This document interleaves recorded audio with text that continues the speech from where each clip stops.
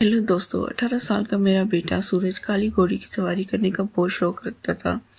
मेरी घोड़ी भी काली थी और सूरज अक्सर मुझसे पूछता था, मम्मी मैं आपकी घोड़ी पर कब सवारी करूंगा। मैं इसे बच्चा समझकर चुप करा देती और शर्म की वजह से कुछ नहीं कहती थी। लेकिन एक रात ऐसा हुआ कि इसकी गुजारिश ने मुझे हिला कर रख दिया। वो मुझसे कहने लगा, मम्मी मैं कल आपकी काली घोड़ी पर सवारी करना चाहता हूँ। इसकी बात सुनकर मैं दंग रह गई। जैसे मैं अब तक छोटा बच्चा समझ रही थी, ऐसी बात कैसे कर सकता था। 18 साल का लड़का जिस मुझे ऐसी गुजारिश करेगा, ये सोचकर मैं पूरी तरह से हैरान हो गई। इसकी नज़रें मुझसे इधर उधर जाती, लेकिन इसकी बात ने मुझे बहुत परेशान कर दिया था। मैंने इसे नज़रअंदाज किया। शुक्र है कि परिवार में किसी ने इसकी बात नहीं सुनी, वरना इसकी खैर नहीं थी। लेकिन सूरज ने बिल्कुल भी हार नहीं मानी। कुछ दिन बाद फिर से वही गुजारिश लेकर मेरे सामने खड़ा हुआ। इसने कहा, मम्मी मुझे हमेशा से काले घोड़े की सवारी का शौक रहा है।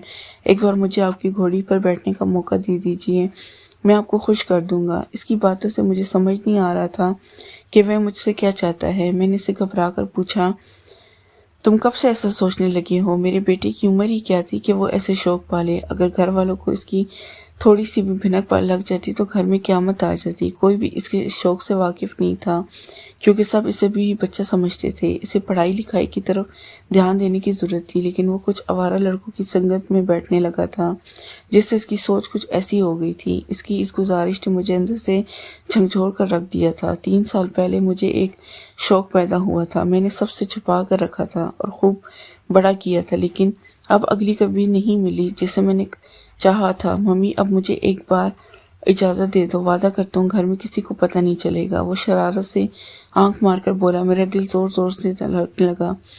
तुम जानते हो, अगर किसी को तुम्हारे शौक के बारे में पता चल गया तुम्हारी खैर नहीं होगी। तुम्हें अपनी पढ़ाई पर ध्यान देना चाहिए, तुम्हारी उम्र अभी इतनी नहीं है। मैंने इसे प्यार से समझाने की कोशिश की। इसके पिताजी बहुत सख्त और कड़क आदमी थे। अगर इन्हें पता चलता कि इनका बेटा पढ़ाई छोड़कर इन कामों में लगा हुआ है, वो हाथ उठाने से भी नहीं चुकते। मेरा बेटा अपनी लापरवाही से गंदे मजाक करने लगा और कहने लगा, माँ अब आप मुझे ज़बरदस्ती के लिए कह रही हैं। मेरा भी वादा है आपसे कि आपकी काली घोड़ी पर एक बार बैठूंगा और सबको दिखाऊंगा कि आप भी हैरान रह जाओगी। अब मुझे बच्चा ना समझे। मुझे लगा था कि मेरा साथ देंगे, किसी को पता नहीं चलेगा, बस एक बार की बात है। लेकिन माँ आपने मेरी बात को नज़रअंदाज कर दिया। इसने मुझसे रिक्वेस्ट की। अब मैं परेशान थी कि ये सब ख़त्म नहीं होगा। एक बार जब तुम अपने शौक़ को पूरा करोगे, तुम रोज़ यही ख्वाहिश करोगे और तुम्हारा शौक़ भी बढ़ेगा। तुम्हारे पापा को पता चल जाएगा कि मैं तुम्हारा पूरा साथ दिया है और वो मुझे भी नहीं छोड़ेंगे और तुम्हें भी नहीं छोड़ेंगे। मैंने इसे समझाने की बहुत कोशिश की, लेकिन सारी कोशिश नाकाम रही। हाल ही में मैंने अपने आप को बार बार परेशान नहीं करने का वादा किया। मैं वादा करता हूँ कि आपको पता नहीं चलेगा। रात के वक्त हमारे दूसरे घर में कोई नहीं होता, हम वहाँ चले जाएंगे। बस कुछ मिनट की बात है। मेरा बेटा सूरज अपनी जिद पर कायम था, लेकिन मैं इसकी जिद पूरी नहीं कर सकती थी। मुझे डर था किसी को पता न चल जाए। ये बात छुपाई नहीं जा सकती थी। मैंने इसे पीछा छुड़ाते हुए कहा और घर के काम में बिजी हो गई। मैंने हमेशा यही सोचा था कि वो छोटा बच्चा है, लेकिन वक्त के साथ ये सब बदल जाएगा। एक दिन मुझे शाम के वक्त एक कॉल आई।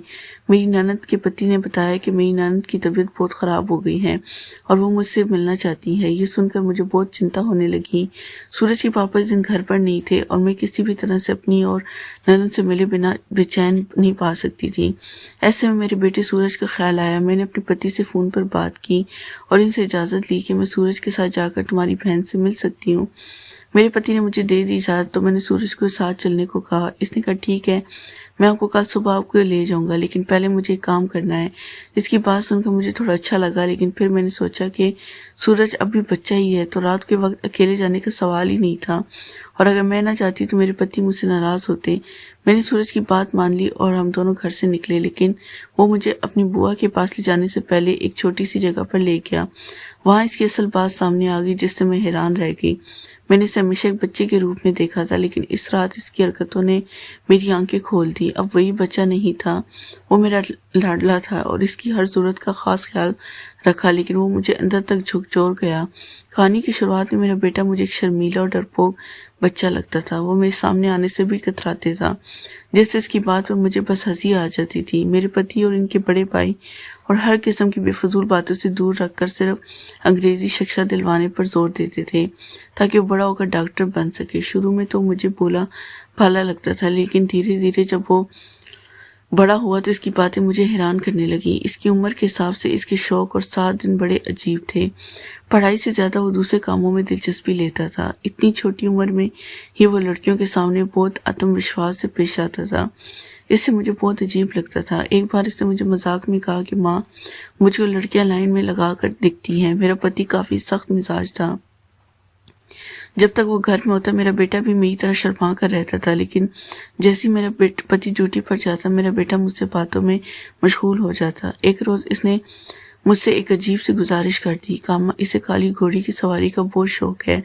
पहले तो मैंने इसकी बात समझी नहीं और सर हिला दिया, लेकिन इसके अगली बार इसने कहा कि आपकी घोड़ी भी बहुत काली है, मुझे भी इसकी सवारी का मौका दे। मैंने इसे कोई जवाब नहीं दिया और ऐसे जाहिर किया जैसे मैंने कुछ सुना ही नहीं, लेकिन इसने इस बात का जिक्र बार बार किया। इसकी बातों से मुझे समझ आने लगा कि वहाँ मेरी घोड़ी की तरफ इशारा कर रहा था, क्योंकि मेरी घोड़ी तो वाकई में बहुत काली थी। इसने शायद उम्मीद लगा रखी थी कि मैंने इसे इजाज़त दे दूंगी, लेकिन मैंने इसकी इस बात को नज़रअंदाज कर दिया और बात बदल दी। मुझे डर था कि अगर इसकी ये बात घर के किसी और सदस्य के कानों में पड़ गई तो सब गलत समझ बैठेंगे। मैंने इसकी तवज्जो की घोड़ी की तरफ से लाई। मैं पूरी तरह यकीन से कह सकती थी कि अगर मेरे साथ मेरे पति को इस बात का शक भी हो जाता कि मैं इनके छोटे बच्चे को बिगाड़ रही हूँ तो वो मुझे जान से ख़त्म कर देते। वो लड़ते। मुझे लगा था कि मेरे बेटे मेरी बात सुनकर चुप हो जाएगा और दोबारा ऐसी कोई बात नहीं करेगा, लेकिन वह तो काली घोड़ी की सवारी का इतना शौकीन निकला कि जब भी मौका मिलता मुझसे वही बात करने लगता। मैं इसे समझा बुझाकर कुछ दिन और बीत गए, लेकिन वो जिद पर अड़ गया। दिन रात मेरे के चक्कर लगाने लगा और मेरी काली घोड़ी की सवारी की इजाज़त मांगने लगा। मैं हर बार कोई ना कोई बहाना बनाकर इसे टाल देती, क्योंकि मेरी काली घोड़ी बहुत ही नखरीली और बदमाश थी। अपने ऊपर बैठने वाले को पलक झपकती नीचे गिरा देती थी। मुझे डर था कि अगर बेटे को चोट लग गई तो मेरी खैर नहीं, मगर वो समझने का नाम ही नहीं ले रहा था। पहले तो मैंने सोचा कि अपने पति को इस बारे में बता दूं ताकि वो खुद अपने बेटे को संभाल ले, लेकिन फिर भी थक गई, क्योंकि अगर बेटा सब कुछ बता देता तो पूरा घर मुझे दोषी ठहराता। इसी कारण किसी को बता भी नहीं सकती थी। मैंने कुछ दिन बेटे के सामने आना ही छोड़ दिया, लेकिन इसकी जिद देखकर मैं घबरा गई। तेरी ननद की तबीयत अचानक बिगड़ गई और मुझे बेटे की मदद की जरूरत पड़ी। इसका फायदा उठाकर अपनी बात मनवा ली। मैंने सोचा कि बच्चा है, कुछ नहीं कर पाएगा और जल्दी थक जाएगा, लेकिन मेरा ये ख्याल गलत साबित हुआ। वो बच्चा बहुत ही तेज निकला। जब वो अपनी सवारी पूरी करके लौटा तो पसीने से तरबतर था और इसका चेहरा जोर से लाल हो रहा था। शुक्रिया माँ, मैं मुझे बहुत मजा आया। मुझे देखकर मुस्कुराते हुए बोला। मैं इतनी हैरान थी कि कोई जवाब नहीं दे पाई। वहाँ आगे बढ़ा। मैं भी खामोशी उसके पीछे पीछे चल पड़ी। रास्ते में भी मुझसे घोड़ी की बातें करता रहा। फिर बोला, आपने ठीक कहा था ना, आप मुझे इतना अच्छा लगा कि अब दिल चाहता है रोज सवारी करूं। आप किसी को मत बताना। मैं अक्सर अपने शौक पूरी करता रहता हूं, लेकिन अब माँ मेरे साथ और मुझे वादा लेने की कोशिश कर रहे थे। मैंने सहमति से सर हिला दिया। जब तक घर पहुंचे रात काफ़ी हो चुकी थी। मैं अपने बेटे को आराम के लिए इसके रूम में छोड़कर खुद अपनी ननद के पास बैठी। मेरा बेटा इतना थका हुआ था कि बिस्तर पर सो गया और खाना खाने के लिए इसमें हिम्मत नहीं थी। मेरी ननद ने सोचा कि शायद वो पढ़ाई वगैरह में व्यस्त रहा होगा, इसलिए थक गया, लेकिन मुझे याद आया कि इसका लौटने के बाद एक मंदिर यात्रा इससे थका दी है। हमारी डेयरी में यह था कि घोड़ों के इस्तबल में मौजूद नस्लों में से एक काली घोड़ी मेरी खास सेवा में थी। ये घोड़ी मुझे मायके से शादी के तोहफे के रूप में मेरे पिताजी ने दी थी और जब से मैं इसे लेकर आई थी मेरे बेटे की नज़र इस काली घोड़ी पर ही टिकी रहती थी। वो जोश में आकर मेरी काली घोड़ी पर हाथ फेर रहा, फिर इसे खोलकर अस्तबल से बाहर निकालकर मैदान में ले गया और इसकी सवारी करने की तैयारी करने लगा। मेरी घोड़ी का स्वभाव बहुत अच्छा था और मुझे लगा कि इतना छोटा। दोस्तों, ये थी आज की कहानी। इस सवारी नहीं कर पाएगा, इसलिए मैं इसे इजाज़त नहीं दी, लेकिन आज मैंने इस सोच के इजाज़त दे दी कि वह घोड़ी की सवारी नहीं कर सकेगा और अगर कर भी ली तो ज़्यादा देर नहीं रुकेगा, क्योंकि मेरी घोड़ी बहुत चबीली थी और किसी को अपनी सवारी करने नहीं देती थी। लेकिन मेरा बेटा माहर निकला। इसने घोड़ी पर सवारी की और इसमें अश्करिया चकत रह गए। मुझे यकीन नहीं हो रहा था कि वो इतना छोटा बच्चा इतनी अच्छी तरह से घोड़सवारी कर सकता है। वैसे तो ये हमारा ख़ानदानी शौक था और मेरे पति भी माहिर थे, लेकिन मेरा बेटा मेरे पति से भी 10 कदम आगे निकला और इसने मेरी घोड़ी के पसीने छुड़ा दिए। तो दोस्तों, ये थी आज की हमारी कहानी। अगर आपको कहानी अच्छी लगी तो चैनल को सब्सक्राइब करें और इस वीडियो को लाइक करें। धन्यवाद। मिलते हैं अगली कहानी के साथ।